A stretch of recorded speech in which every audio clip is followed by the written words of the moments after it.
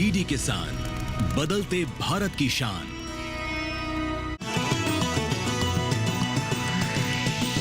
DD किसान, बदलते भारत की शान।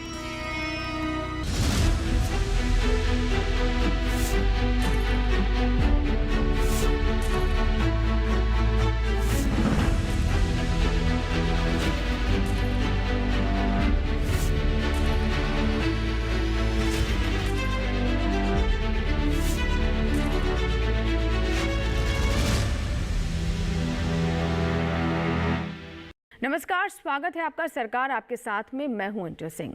सरकार आपके साथ में आज हम बात करेंगे बेस्ट फ्रॉम वेस्ट की। जी हां, हम सभी जानते हैं कि जब हम विकास की बात करते हैं तो उसके साथ ही हमें ऊर्जा की आवश्यकता होती है। ऊर्जा की आवश्यकता काफ़ी ज़्यादा बढ़ जाती है, उसकी खपत बहुत ज़्यादा होती है और विकास की एक कीमत भी होती है।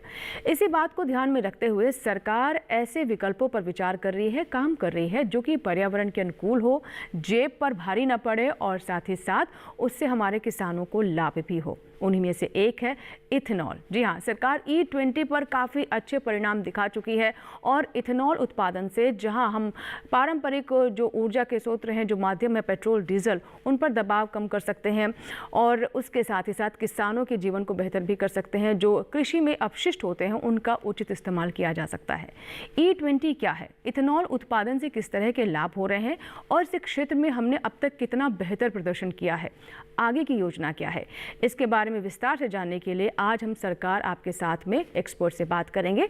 लेकिन उससे पहले देखिए हमारी ये रिपोर्ट।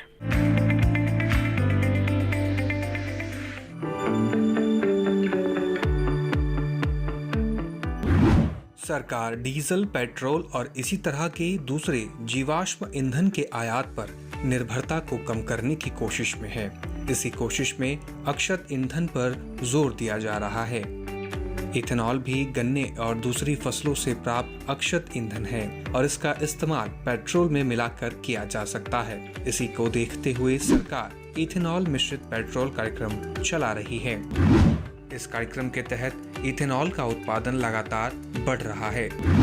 2013-14 के दौरान 38 करोड़ लीटर इथेनॉल प्राप्त हो रहा है। 2020-21 में यह बढ़कर 300 करोड़ लीटर और आज की तारीख में 500 करोड़ लीटर को भी पार कर गया है। इथेनॉल का उत्पादन बढ़ा तो पेट्रोल में इसे मिलाने को भी बढ़ा दिया गया। 2013-14 में 1.53% इथेनॉल ही पेट्रोल में मिलाया जा रहा था। 2022 तक 10% सम्मिश्रण का लक्ष्य प्राप्त कर लिया गया, जबकि आज ये 12% से भी ऊपर चला गया है। इस उपलब्धि के बाद सरकार ने E20 का लक्ष्य निर्धारित किया है। E20 का मतलब है 20% का सम्मिश्रण। पहले E20 लक्ष्य को 2030 तक हासिल करना था, लेकिन जब तेल कंपनियों ने 10% का टारगेट निर्धारित समय से 6 माह पहले ही पूरा कर लिया तो सरकार ने E20 की डेडलाइन 2025-26 कर दी गई। E20 को हासिल करने के लिए 1016 करोड़ लीटर इथेनॉल की जरूरत होगी। अगर सरकार ऐसा करने में कामयाब हो गई तो देश को हर साल 4 अरब अमेरिकी डॉलर की बचत हो सकती है। हमें ये भी ध्यान रखना होगा कि देश में जीवाश्म ईंधन की खपत लगातार बढ़ रही है, इसलिए 20% सम्मिश्रण को बनाए रखने के लिए इथेनॉल के उत्पादन में भी लगातार इजाफा करते रहना होगा। दूसरी ओर सरकार ने इथेनॉल पर GST की दर घटाकर 5% कर दी है। इतना ही नहीं, इथेनॉल उत्पादन क्षमता के संवर्धन और विस्तार के लिए ब्याज अनुदान योजना भी चलाई जा रही है। जैव ईंधन होने की वजह से इथेनॉल वायु प्रदूषण को भी कम करता है।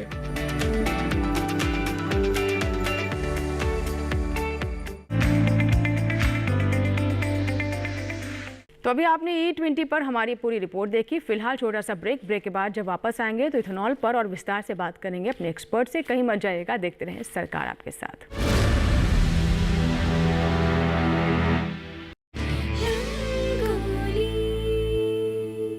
वो ऐतिहासिक तारीख जब लागू हुआ हमारे देश का संविधान। आओ बच्चों तुम्हें दिखाएं झांकी हिंदुस्तान की। जिस दिन देश का बच्चा बच्चा करता है हमारी एकता और अखंडता को सेलिब्रेट। सारे जहां से अच्छा हिंदुस्तान हमारा।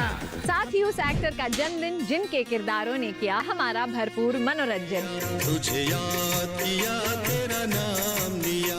गणतंत्र दिवस के पावन पर्व का सेलिब्रेशन और वर्सेटाइल एक्टर जैकी श्रॉफ की जिंदगी से जुड़े दिलचस्प किस्से जानने के लिए देखें रंगोली। भारत का रहने वाला हूँ, भारत की बात सुनाता हूँ। इस रविवार 26 जनवरी सुबह 8 बजे सिर्फ डीडी नेशनल पर। ब्रेक के बाद एक बार फिर आपका स्वागत है। आप देख रहे हैं सरकार आपके साथ। चलिए इस चर्चा को आगे बढ़ाते हैं और इथेनॉल पर बात करते हैं हमारे आज के एक्सपर्ट से। आज हम बात कर रहे हैं E20 के बारे में, यानी इथेनॉल का कैसे हम ज़्यादा से ज़्यादा उत्पादन कर सकते हैं और अपने देश को और बेहतर स्थिति में ला सकते हैं। ख़ास तौर पर जो हम पारंपरिक तौर पर ईंधन का इस्तेमाल कर रहे हैं, पेट्रोल डीजल, उसे कैसे और बचाया जा सकता है और साथ ही ये प्रकृति के अनुकूल भी है, यानी इट्स इको फ्रेंडली। इस पर और विस्तार से बात करने के लिए हमारे साथ बहुत ही खास मेहमान हैं। आइए उनसे हम आपकी मुलाकात करवा दें। हमारे साथ सम्यक पांडे जी हैं। सर, स्वागत है आपका। आप संपादक हैं global biofuels and agriculture market में, और इस विषय को विस्तार से समझने के लिए आइए उनका रुख करते हैं। तो सबसे पहले जानना चाहेंगे इस सोच के बारे में। बायोफ्यूल्स के क्षेत्र में हम काफ़ी बेहतर कर रहे हैं और इथेनॉल एक बहुत ही अच्छा विकल्प है। अभी हमारी स्थिति क्या है? इथेनॉल में हम पिछले कई वर्षों में हमने काफ़ी अच्छा किया है। हमारी परफॉर्मेंस काफ़ी अच्छी रही है। इनफैक्ट हमने इथेनॉल का जो 20% का ब्लेंडिंग का टारगेट था, उसे 2030 से पहले 2025 तक पूरा करने का लक्ष्य रखा था और लगभग हम 16 से 18% तक पहुंच चुके हैं वहाँ पे। तो हम टारगेट के काफ़ी नज़दीक हैं और बाकी देशों और खुद के स्थापित किए गए लक्ष्यों के और मानकों के पे भी हम काफ़ी खरे उतरे हैं। जी बिल्कुल। तो जैसा कि आप बता रहे हैं कि बाकी देशों के मुकाबले हम बात करें तो हमारे देश में इस पर काफ़ी गंभीरता से काम किया जा रहा है। अगर इस पूरे हम कहें कि सोच के पीछे या फिर पूरी जो ये एक कवायद चलाई जा रही है, इसके मुख्य बिंदु क्या क्या हैं? इसके मुख्य बिंदु हैं जैसे किसानों की आय बढ़ाना, क्योंकि एथेनॉल एक जैविक फ्यूल के तौर पे है। गैर परंपरागत ऊर्जा को बढ़ावा देना है, जिससे हमारी कच्चे तेल का आयात घटेगा। हमारे जो आयात करने का शुल्क है उस पे कटौती होगी। किसानों को फ़ायदा मिलेगा, क्योंकि एथेनॉल काफ़ी हद तक खेती, जो हमारे सरकार का विज़न है कि अन्नदाता से ऊर्जादाता, उसको भी काफ़ी बढ़ावा देने में ये सहयोग करेगा। जी जी बिल्कुल। तो जैसे कि हम बात कर रहे हैं कि सरकार का ये एक लक्ष्य है, कदम है, और इस सरकार की प्राथमिकताओं में है किसान, खेती, और किसानों की आय कैसे बेहतर की जाए, उनकी स्थिति को और कैसे अगले स्तर पर, ऊंचे स्तर पर लेकर जाया जा सके, उसके लिए विभिन्न कदम उठाए जा रहे हैं। और ख़ास तौर पर अगर हम इथेनॉल की बात करें तो इससे कई सारी समस्याओं का समाधान मिल रहा है और साथ ही इससे आय भी अर्जित हो रही है। तो सबसे पहले हम अब किसानों के एंगल से हम बात करते हैं। हमने समझा कि क्या इसके मुख्य बिंदु हैं और इस क्षेत्र में हम कैसा प्रदर्शन कर रहे हैं, लेकिन हम किसानों के एंगल से अगर हम बात करें तो एक हमारे देश में जितने बड़े पैमाने पर खेती होती है, उतने ही बड़े पैमाने पर ऐसा वेस्ट भी पैदा होता है जिसका निपटान करना, प्रबंधन करना भी किसानों के लिए एक बड़ी चुनौती होती है। पराली की हम स्थिति देखते हैं कि उसे निपटान करने के लिए किसानों को हम प्रोत्साहित करें। इसी तरीके से गन्ने का उत्पादन भी हमारे देश में काफ़ी होता है और एक बहुत अच्छी फसल भी है किसानों के संदर्भ में। इसके वेस्ट को हम कैसे बेहतर तरीके से, अगर हम इथेनॉल उत्पादन की बात करते हैं, तो यूटिलाइज़ किया जा सकता है? देखिए, जैसे गन्ने का वेस्ट है या आपके अन्य भी जो कृषि उत्पाद है, धान है, उसका वेस्ट है, और अन्य भी जो कृषि या किसान के पास जो पशु पालते हैं उनका वेस्ट है, तो ऐसा एक अनुमान है कि 750 मिलियन मीट्रिक टन भारत के पास बायोमास वेस्ट है, जिसको आप जो पैदा जी होता है, जिसको आप ऊर्जा में उपयोग लाया जा सकता है। और लेकिन अभी तक सिर्फ इसका 2/3 इसका उपयोग नहीं हो पाए, 1/3 ही उपयोग हो पाया है ऊर्जा पैदा करने के लिए। तो भारत के पास काफ़ी अच्छा मौका है, और इससे जब ऊर्जा पैदा की जाएगी तो किसानों को इसका सीधा लाभ होगा, चाहे वो जो उनके खेती है उसमें जो अपशिष्ट पदार्थ हैं या उनके जो पशु पाले हैं उनके अपशिष्ट पदार्थ है, किसान इसको तेल कंपनियों को या सरकार को बेच सकेंगे और सरकार सीधे खरीद सकेगी। तो इससे किसान को फ़ायदा है। कृषि एक सेक्टर में इससे पूरा एक फ़ायदा है, क्योंकि अगर डीजल या पेट्रोल एक बहुत बड़ी लागत होती है खेती किसानी के ऑपरेशंस में, उसके भी अगर दाम घटेंगे, अगर आप गैर परंपरागत ऊर्जा को उपयोग करेंगे, तो किसान एक काफ़ी अच्छी सर्कुलर इकोनॉमी के तौर पे भी इसे देखा जा सकता है। जी जी बिल्कुल। तो किसानों की आय बढ़ेगी और एक जो हमारे यहाँ जो कृषि अपशिष्ट है वो भी एक बड़ी समस्या है, उसका अगर हम सही तरीके से एक बेहतर तरीके से निपटान करने की बात करें तो उस दिशा में भी एक काफ़ी महत्वपूर्ण कदम है। अब मैं सर आपसे जानना चाहूँगी, इथेनॉल जिसे हम कह रहे हैं कि एक आने वाले समय का हमारा फ्यूचर है, जिसे हम बहुत गंभीरता से ले रहे हैं और हमारे देश में इस पर काफ़ी काम भी किया जा रहा है, लेकिन एक इकोसिस्टम डेवलप करना होता है जब भी आप कोई नई चीज़ तैयार करते हैं, नया लॉन्च करते हैं। और इसमें क्योंकि किसान भी एक स्टेक होल्डर है, तो किस तरीके से इस इकोसिस्टम को हम और बेहतर कर सकते हैं और कितना संगठित करने की आवश्यकता है इसमें? देखिए, जहाँ तक इकोसिस्टम की बात है तो आपका 2025 में हम प्रवेश कर चुके हैं। एथेनॉल ब्लेंडिंग का टारगेट E20 है, जो कि लगभग हम एक दहलीज पे खड़े हैं उसको पूरा करने के लिए। लेकिन इसके आगे भी सरकार रणनीति बना रही, जैसा सरकार ने कई मौक़ों पर कहा है। एथेनॉल के अलावा बायोजेट फ्यूल ब्लेंडिंग भी है, जिसमें एथेनॉल की ज़रूरत पड़ी है, जिसका 1% ब्लेंडिंग का टारगेट है 2026-27 का, और 3 से 5% का है उसके आगे 2030 तक का। तो काफ़ी एक आर्थिक तौर पे जो प्राइवेट या पब्लिक कंपनियां हैं उनको एक विज़न की ज़रूरत है।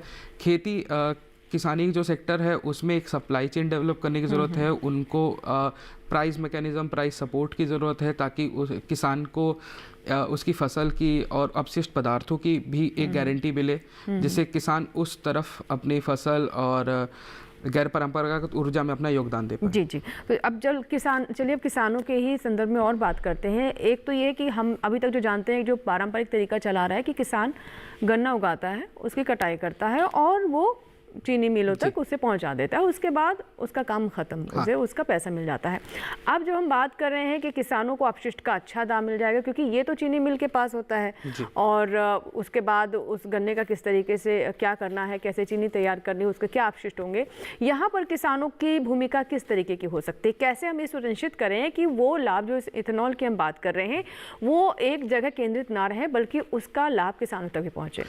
देखिए, जैसे कई अपशिष्ट पदार्थ है, मान लीजिए गन्ने का एक अपशिष्ट पदार्थ है जिसे बगास कहा जाता है। जैसे गन्ना पेरने के बाद जो उसका रेसिड्यू निकलता है, या गन्ने की फसल के आसपास जो पत्ते और एवं अन्य जो अपशिष्ट पदार्थ होते हैं, धान की जो पराली होती है, जैसे मान लीजिए, जो एक बहुत बड़ा मुद्दा है पिछले कई वर्षों से वायु प्रदूषण में, तो किसान उन सभी अपने एक आप तरीके से देख सकती है, कोई एक बोनस इनकम रहेगी किसान के लिए जब भी वो कृषि अपशिष्ट पदार्थ बेचेगा। उसके जो भी, जैसे एग्रीकल्चर एंड एलाइड सेक्टर बोलते हैं हम, तो उसके जो भी पशु पाल रहा है, उनके जो भी उसका अपशिष्ट पदार्थ है उसको भी वो बेच सकता है, जो एक तरीके से जाके ओवरऑल इंडिया की एनर्जी सिक्योरिटी के लिए भी योगदान देगा। जी जी बिल्कुल। तो जैसे हम अब बात कर रहे हैं कि ऊर्जा की, यानी ऊर्जा एक अच्छी तरीके से, एक इको फ्रेंडली तरीके से जो हमारे पर्यावरण के भी अनुकूल है, उस पर ही हम ज़्यादा फोकस कर रहे हैं। हम ग्रीन एनर्जी की बात करते हैं।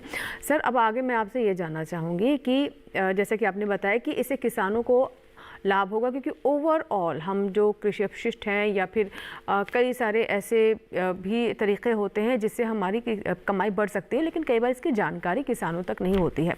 अगर हम पॉलिसी लेवल पर बात करें तो किस तरह के कदम उठाए जा रहे हैं? क्योंकि जैसे कि हमने सुना कि GST में उसमें छूट देने की जो एक बात है, वो इथेनॉल में, इन सब चीज़ों से किस तरह से लाभ हो सकता है? जैसे कृषि संबंधित जो अर्थव्यवस्था है या जो इंफ्रास्ट्रक्चर है, आपको मंडी स्तर पर ऐसे पदार्थों की खरीदी की, या पेट्रोल कंपनी, जो सरकारी पेट्रोल कंपनियां, जैसा कि हम जानते हैं कि देश में जो बड़ी ऑयल मार्केटिंग कंपनीज़ हैं, उनके स्तर पे किसानों तक आउटरीच, या जो डिस्टिलरीज़ है उनके थ्रू किसानों को फसल के बारे में अवेयर करना, उसके क्या फ़ायदे हैं और उससे वो पर्यावरण में क्या योगदान दे रहे हैं, देश के ऊर्जा हित में क्या योगदान दे रहे हैं, और साथ ही साथ किसान को खुद कितना फ़ायदा होगा ऐसे खेती और अपशिष्ट पदार्थों के संरक्षण और एवं बिक्री से। तो कई स्तर पर इसके लिए काम करना पड़ेगा। आपको ऑटोमोबाइल कंपनी से भी बात करनी चाहिए कि अगले 5-10 साल में आपकी क्या रणनीति है। आप उस हिसाब से इंजन्स की डेवलपमेंट या फ्यूल प्राइसेस भी आपको सप्लाई चेन डेवलप करना पड़ेगा ऑयल कंपनीज़ के साथ। तो काफ़ी स्तर पर काम करने की ज़रूरत है इसमें। जी बिल्कुल। तो क्योंकि इसमें सबसे महत्वपूर्ण कड़ी जो है वो किसान ही है, जो बेसिकली जो रॉ मटेरियल हो तो किसानों से ही आएगा, जी। उसी के बाद ही आप इथेनॉल बनाएंगे, उसके बाद ही आप आगे की बातों के बारे में सोच सकेंगे। तो सबसे पहले तो जो हमारी सबसे महत्वपूर्ण कड़ी है उसकी बात करें तो किसान को प्रोत्साहित करने के लिए कि इथेनॉल का उत्पादन हम ज़्यादा से ज़्यादा कर सकें, उससे उत्साहित, उसे प्रोत्साहन देने के लिए अभी क्या किया जा रहा है और किन चीज़ों पर और ध्यान देने की आवश्यकता है? जैसे किसान को प्रोत्साहित करने के लिए चीनी मिल, शुगर मिलों के पेमेंट का एक काफ़ी मुद्दा रहता था कुछ वर्ष पूर्व तक, लेकिन अब जैसे एथेनॉल की ब्लेंडिंग बढ़ाई गई है, चीनी मिल भी समय पर पेमेंट कर पा रही है, तो किसानों को भी इससे काफ़ी फ़ायदा हुआ है। अन्य भी जो किसान जैसे एथेनॉल बनाने के लिए मक्का भी काफ़ी किसानों से ख़रीदा जा रहा है, तो उसकी भी जो प्राइस डिस्कवरी है, जो किसानों को एक उचित दाम मिल रहा है, वो भी किसानों के लिए काफ़ी प्रोत्साहन का काम कर रहा है। तो इसी तर्ज पर जो अपशिष्ट पदार्थों की जैसे बात की गई है, या जो बायोमास है जो खेती किसानी में पैदा होता है, उसके लिए भी जब उचित दाम और सुलभ तरीके से उनसे अगर खरीदी की जा सकेगी तो ये एक काफ़ी बड़ा प्रोत्साहन होगा किसान के लिए। जी बिल्कुल, तो किसानों के लिए एक अच्छा विकल्प भी है, प्रोत्साहन भी है। अब मैं आगे जानना चाहूँगी, अगर हम इसके दूसरे पार्ट्स की बात करें, तो बात हुई किसानों की, कृषि की, लेकिन इथेनॉल जिनके लिए तैयार किया जा रहा है, जिस सेक्टर के लिए तैयार किया जा रहा है, उसकी तरफ से किस तरह का रुझान है? क्या इसे उतने ही बाहें फैलाकर इसे एक्सेप्ट किया जा रहा है, या फिर वहाँ भी कुछ जागरूकता की या फिर तकनीक के स्तर पर काम करने की आवश्यकता है? देखिए, E20 के स्तर पर तो तकनीक में काफ़ी विकास कर लिया गया है और तकनीकी रूप से हम काफ़ी सक्षम हैं, लेकिन 2025 के बाद अगर जो भी हमारे ब्लेंडिंग के मानक तय करती है सरकार या इंडस्ट्री के साथ मिल बैठ के जो भी एक मानक तय किया जाता है, उसके ऊपर तकनीकी रूप में हमें काम करने की ज़रूरत है। उस स्तर पे वो इंजन्स डेवलप किए जाएँ और वो इंजन्स अफोर्डेबल भी हों, क्योंकि भारत एक बड़े मिडिल क्लास वाला देश है, तो उस मिडिल क्लास के लिए वो इंजन्स अफोर्डेबल हों, जैसे पर्यावरण बचाव जो हमारा एक पूरा लक्ष्य है इथेनॉल ब्लेंडिंग के तौर पे, वो भी पूरा किया जा सके। तो और तकनीकी बदलाव भी काफ़ी ज़रूरी होंगे 2020 की E20 ब्लेंडिंग मैंडेट के बाद। जी जी बिल्कुल। अब आपसे जानना चाहेंगे कि इथेनॉल उत्पादन से जहाँ पर हम बात करें कि अतिरिक्त आय भी होगी, लेकिन अगर हम जिस पर्यावरण की बात कर रहे हैं, कि अब हम बात करें ऐसे फ्यूल्स की जो कि जिनमें पॉल्यूशन ना हो और अफोर्डेबल भी हो, ऊर्जा की भी कमी ना हो, ऊर्जा के क्षेत्र में भी हम बेहतर करते रहें, क्योंकि जो क्लाइमेट चेंज की समस्या है उसमें हमारी सरकार काफ़ी बढ़ चढ़कर काम कर रही है। अंतर्राष्ट्रीय स्तर पर हमारे यहाँ के कदमों को काफ़ी रिकग्नाइज भी किया गया है, और उसमें क्लीन फ्यूल भी एक बहुत महत्वपूर्ण अंक है, एक बहुत महत्वपूर्ण पॉइंट है। तो उस दिशा में किस तरह से काम करेगा? देखिए, इथेनॉल के साथ एक पॉजिटिव या इथेनॉल के पास ये बढ़त है कि आपको इंजन में कोई ज़्यादा डेवलपमेंट चेंजेस मॉडिफाई करने की ज़रूरत नहीं है। एथेनॉल बायोफ्यूल्स जो ओवरऑल कहा जाता है, वो एक ड्रॉप इन फ्यूल होता है, जिसमें आपको इंजन में कोई बदलाव करने की ज़रूरत नहीं है। आप इसको जो भी आपका आधारित पेट्रोल या डीजल है, आप उसमें मिला सकते हैं, जैसे कि हाइड्रोजन या इलेक्ट्रिक कार से उस स्तर पे बदलाव करने की ज़रूरत नहीं पड़ती है। इसके अलावा अब जैसे कि इंडस्ट्री की बात कर ले तो 15,000 से भी ज़्यादा स्टेशंस पे फ्यूल पम्प पे E20 एथेनॉल बिक रहा है। इवन अगर आप देखें तो E100 एथेनॉल भी कई 100 स्टेशन पे कई राज्यों में सरकार मुहैया करा रही है। तो काफ़ी स्तर पे इसको लेके उत्साह है। किसानों के अगर आप देखें तो हम मिलेट वर्ष अभी मना के आए हैं। भारतीय मिलेट रिसर्च संस्थान जो हैदराबाद में है, उसने स्वीट सोरगम करके एक मिलेट है, उसको भी चिन्हित किया है कि वो इथेनॉल प्रोडक्शन में कई गुना सहायक हो सकता है। बिल्कुल। अब मैं सर आपसे जानना चाहूँगी कि ये तो बात हुई कि हम, जैसे कि आपने पहले ही बताया कि इसका एक अच्छा इकोसिस्टम डेवलप हो रहा है धीरे धीरे, क्योंकि बहुत बेहतर हम प्रदर्शन कर रहे हैं इस क्षेत्र में, और जिस पर मैंने पहले भी कहा कि किसान इसमें बहुत महत्वपूर्ण कड़ी हुई, कच्चा माल तो वहीं से आएगा। तो वो कच्चा माल, क्योंकि एक तरफ हमें पानी को ही बचाना है, गन्ना और चाहे हम धान की बात कर लें, ये किसानों की बहुत फेवरेट क्रॉप्स हैं। गन्ना एक कैश क्रॉप है और इसमें उस तरीके की कहें कि आय भी उन्हें सुनिश्चित रहती है, उस तरीके का रिस्क भी नहीं रहता इस फसल में अगर हम कंपेयर करें। तो इसे सुनिश्चित करने के लिए आपको एक समेकित प्रबंधन भी करना पड़ेगा, यानी आपका उत्पादन भी बेहतर रहे, जो संसाधन है चाहे जल है पानी, उस पर किसी तरह का प्रभाव या फिर उस पर बोझ ना बढ़े। इसे किस तरीके से एक समेकित तरीके से करने का प्रयास किया जा रहा है? देखिए, एथेनॉल पिछले कुछ सालों में जो एथेनॉल ब्लेंडिंग है, ethanol as a sector evolve हुआ है, जो बदला है, उसमें काफ़ी बदलाव आए हैं। जब 10 साल या 12 साल पहले जब इथेनॉल की ब्लेंडिंग शुरू की गई थी, उस समय ये केंद्रीय रूप से आधारित था गन्ना या शुगर मिल्स या शुगर सिरप के ऊपर। लेकिन जैसे पिछले साल ही आंकड़ों में अगर आप देखें तो 50% से ऊपर हिस्सा जो एथेनॉल का सरकार के पास आ रहा है या सरकार ब्लेंडिंग कर रही है वो धान से है, जैसे कि मक्का, टूटे चावल एवं अन्य अपशिष्ट पदार्थ। तो किसानों को ये भी एक एश्योरेंस देने की ज़रूरत है या किसानों को एक प्रोत्साहन देने की भी ज़रूरत है कि गन्ना या चावल उसके अलावा भी जो अन्य अनाज हैं उससे भी इथेनॉल बन सकता है। प्राइवेट कंपनीज जो डिस्टिलरीज या रिफाइनरीज हैं वो भी अब बढ़ चढ़ कर अन्य धान बेस्ड इथेनॉल बनाने की फैसिलिटीज़ और फैक्ट्रीज लगा रही है। तो एक पब्लिक और प्राइवेट दोनों तरफ से प्रोत्साहन है किसान को जी। और अभी मांग और सप्लाई को लेकर क्या है, जो मांग और आपूर्ति में कितना फ़र्क है? क्या हम मांग जिस तरीके की उस हिसाब से आपूर्ति कर पा रहे हैं या फिर आपूर्ति ज़्यादा है उस हिसाब से मांग नहीं है? यहाँ किस तरह की तस्वीर है? देखिए काफ़ी सक्षम है। अगर आप देखें जैसे प्रोडक्शन कैपेसिटी जिसे कहते हैं, उत्पादन करने की क्षमता हमारी काफ़ी लगभग 17 बिलियन लीटर की है। तो उस हिसाब से, और अगर हम E20 ब्लेंडिंग के लिए जाएं तो 10 बिलियन लीटर हमें चाहिए, और लगभग अभी हम 80% क्षमता के ऊपर भी जाएं तो हम 15 से 16 बिलियन लीटर कर रहे हैं। तो जिस हिसाब की मांग है हमारी या जिस हिसाब की मांग इस साल होने वाली है उस हिसाब से हमारे पास क्षमता है, बशर्ते ये रहे कि हमें उसके लिए इथेनॉल के लिए फीड स्टॉक जो है गन्ना, मक्का, चावल वो मिलता रहे और हम क्षमता अनुसार प्रोड्यूस करते रहें। जी बिल्कुल, जैसा कि आपने बताया कि यानी कई फसलें हैं जिनसे इथेनॉल प्रोड्यूस किया जा सकता है, यानी हमारे किसान फसल विविधीकरण को भी अपना सकते हैं, डाइवर्सिफिकेशन। ऐसे में सर मैं आपसे जानना चाहूँगी कि बहुत सारे ऐसे भी क्षेत्र हैं जहाँ पर इन क्रॉप्स को नहीं उगाया जाता है या फिर उगाने की क्षमता नहीं है, और कहीं ना कहीं जागरूकता का भी अभाव है कि ये सिर्फ मंडियों में बेचने तक ही सीमित नहीं है, इनसे आप और भी इंडस्ट्रियल प्रोड्यूस भी बना सकते हैं, जिनमें से एक है इथेनॉल। तो इसे और प्रसारित करने के लिए, उन क्षेत्रों तक पहुंचने के लिए क्या कोई रोड मैप है? जैसे अभी मिलेट वर्ष हमने मनाया है और मिलेट के तहत भारतीय मिलेट रिसर्च इंस्टीट्यूट ने स्वीट सॉर्गम को चिन्हित किया है। तो उस तरफ पे प्रोत्साहन कर सकते हैं कि मिलेट वर्ष के साथ साथ आप मिलेट का उपयोग एथेनॉल के लिए भी कर सकते हैं, पौष्टिक आहार के अलावा। उसके अलावा जैसे मक्का एक बढ़ चढ़ कर चिन्हित किया गया फीड स्टॉक में काफ़ी लोकप्रिय फसल। जी बिल्कुल, स्वास्थ्य के मामले में आप देखिए, न्यूट्रिशन के मामले में काफ़ी लोकप्रिय है। और अगर आप देखिए जैसे मक्का जो किसान उगाते हैं, मक्का एक बहुत गन्ने या शुगर के तर्ज पर मक्का एक बहुत बड़ा फीड स्टॉक बन के आया एथेनॉल प्रोडक्शन के लिए।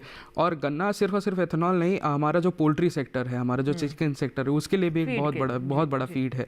तो किसान के मतलब आप कहें एक हिसाब से तो दोनों हाथ में लड्डू है उस मामले में। जी। अब यहाँ पर अगर हम प्राइवेट प्लेयर्स की बात करें तो किसान तो देखिए प्रोड्यूस ही कर सकता है जी, और अच्छे से अपशिष्ट का प्रबंधन कर सकता है, उसे अपनी आय अर्जित कर सकता है। लेकिन यहाँ पर बहुत महत्वपूर्ण रोल है प्राइवेट प्लेयर्स का। उनकी भूमिका आप किस तरीके से देख रहे हैं, और एक बेहतर कोऑर्डिनेशन बना रहे, एक बहुत ही कह सकते हैं कि उस तरीके से आगे बढ़े जहाँ किसी तरह के डिस्प्यूट्स की या कोई समस्या ना पैदा हो, इसके लिए क्या किया जा रहा है? जैसे अगर प्राइवेट प्लेयर्स की आप बात करेंगे तो कई स्तर पे प्राइवेट प्लेयर्स और किसानों के जो कॉर्डियल संबंध है उसकी ज़रूरत है। जैसे अगर आप फसल खरीदी करें तो आप किसान के लिए सुगम फसल खरीदी सुनिश्चित करें, हो सके तो कम से कम किसान को पारदर्शिता और विश्वसनीयता भी आप सुनिश्चित करनी होगी, समय पर पेमेंट हो उसका, किसान को मंडी या अन्य भागदौड़ थोड़ी कम करनी पड़े। और दूसरे स्तर पे कंपनीज में अगर आप देखिए तो उनको तेल जो डिस्ट्रीब्यूशन करती हैं उनको एफिशिएंट होना पड़ेगा, उनको जागरूकता लानी पड़ेगी ताकि कंज्यूमर के साइड पे भी एथेनॉल को लेके एक आकर्षण बने। जी बिल्कुल। लास्ट में मैं आपसे जानना चाहूँगी कि एज अ कंज्यूमर, जो आपने बताया कि जैसे हम ब्लेंडिंग करने की बात कर रहे हैं, जो हमारे जो फ्यूल्स हैं, पेट्रोल है, डीजल की, तो उसमें कंज्यूमर के स्तर पर किस तरह की जागरूकता और एक एक्सेप्टेंस अभी आप देख रहे हैं होने की आवश्यकता है?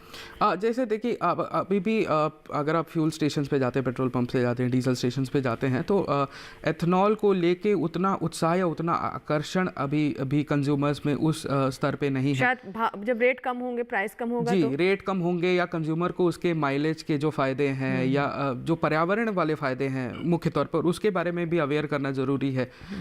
फ्यूल पंप्स पे भी उनको अवेयर किया जाना चाहिए, अन्य माध्यमों, अन्य मीडिया पे भी अवेयर करना चाहिए। जैसे एथेनॉल ब्लेंडिंग का ही अगर आप ले लें तो लगभग 15 lakh metric ton carbon dioxide उत्सर्जन से हम बचाव करते हैं अपने पर्यावरण का, सिर्फ और सिर्फ एथेनॉल ब्लेंडिंग से। तो बाकी भी जो इनिशिएटिव्स हैं उसका भी उत्साह और आकर्षण बढ़ाना पड़ेगा जी। आपको। अंत में हमारे किसानों को क्या संदेश देना चाहेंगे आप? किसानों को मैं ये संदेश देना चाहूँगा कि अगर आप जैव विविधता को मायने रखते हुए कृषि में भी कई जो आप क्रॉप्स उगा रहे हैं, मक्का है, शुगर है, चावल है, धान है, तो उनके अपशिष्ट पदार्थ एक वेस्ट नहीं है, आप उसे न जाने दें अपने हाथ से। ये बहुत ही बहुमूल्य धन और स्रोत है। आप अन्नदाता से ऊर्जादाता बन सकते हैं, जैसा सरकार भी कई वर्षों से चाह रही है, और आप पर्यावरण, अपने आने वाली पीढ़ी और अपने भी आर्थिक विकास के लिए बहुत महत्वपूर्ण योगदान दे सकते हैं। जी जी, बहुत बहुत शुक्रिया हमसे बात करने के लिए। तो ये था हमारा आज का कार्यक्रम सरकार आपके साथ, जिसमें हमने आपको इथेनॉल के बारे में विस्तार से जानकारी दी। हमें पूरी उम्मीद है कि आज का कार्यक्रम आपको ज़रूर पसंद आया होगा। अगर आपके कोई सुझाव हैं या फिर कुछ और विषय पर भी आप चाहते हैं कि हम सरकार आपके साथ लेकर आए, किसी और योजना के बारे में जानना चाहते हैं, तो आप हमें इसकी जानकारी ईमेल करके दे सकते हैं। हमारा ईमेल आईडी नोट कर लें। हमारा ईमेल आईडी है sarkaraapkesaath@gmail.com।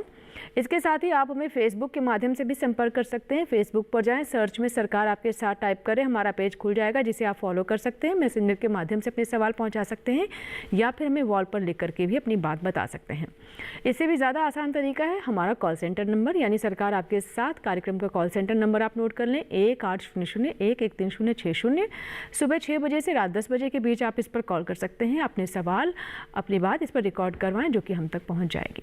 चलते चलते ये भी बता दें कि आप हमारा ये कार्यक्रम हमारे YouTube चैनल पर भी देख सकते हैं। इसके लिए आप टेलीविजन स्क्रीन पर दिखाए जा रहे हैं इस QR कोड को स्कैन करें और YouTube पर भी देखें सरकार आपके साथ। आप हमारे पुराने एपिसोड्स भी वहां देख सकते हैं। फिलहाल दीजिए इजाज़त। सरकार आपके साथ में एक और नई योजना के साथ और एक्सपर्ट के साथ फिर होगी आपसे मुलाकात। तब तक आप बने रहें दूरदर्शन किसान के साथ। नमस्कार।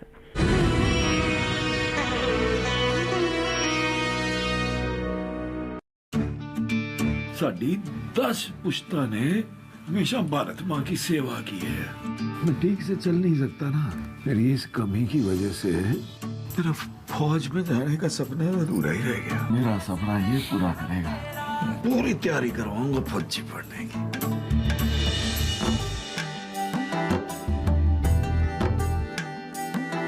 इश्क तेरे तय हो गया, इश्क तेरे तय हो गया, मेरा दिल यो तेरा हो गया। अंगद, दौड़ पे नहीं गया अभी तक?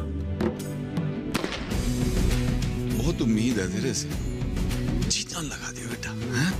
अरे पापा चिंता ना करो, भीतर जितनी जान है ना सब लगा दूंगा। सोचा था मेरा सपना पूरा करेगा, मेरा नाम ऊंचा करेगा। अरे नहीं बनना बनने फौजी। 26 जनवरी रात 8 बजे सिर्फ डीडी नेशनल पर।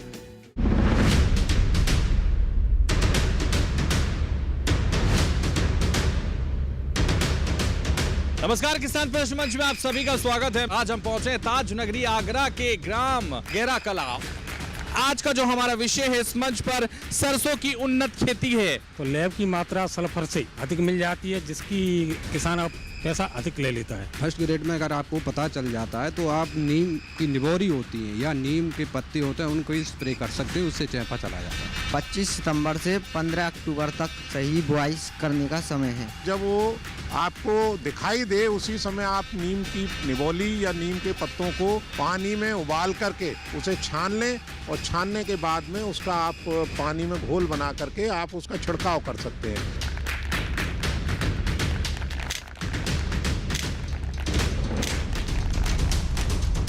देखिए किसान प्रश्न मंच सीजन 2 हर रविवार शाम 8:30 बजे सिर्फ दूरदर्शन किसान पर। रानी अबक्का देवी का नाम सुना है तुमने?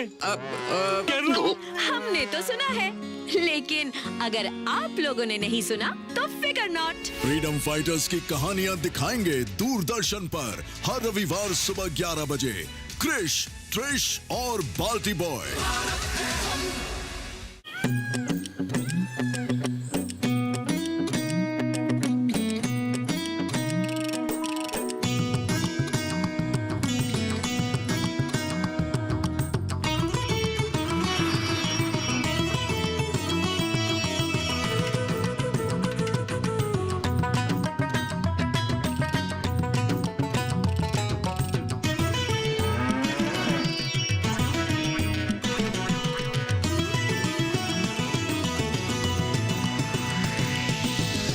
डीडी किसान, बदलते भारत की शान। इस कार्यक्रम के प्रायोजक हैं IIT कानपुर। डीडी किसान,